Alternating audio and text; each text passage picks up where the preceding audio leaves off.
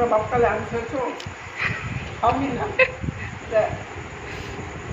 এটা হচ্ছে মালদার বিখ্যাত আম, ফজলি আম। তোমরা বাপকালে খাওনি? তোমরা মালদা আসবে না খাবো।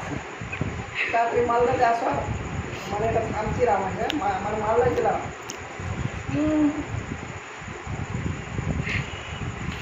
আমার গাছেরই আছে, আসো খাও, টাকা লাগবে না, খালি ভাড়া দিয়ে আমার বাড়ি পর্যন্ত আসো।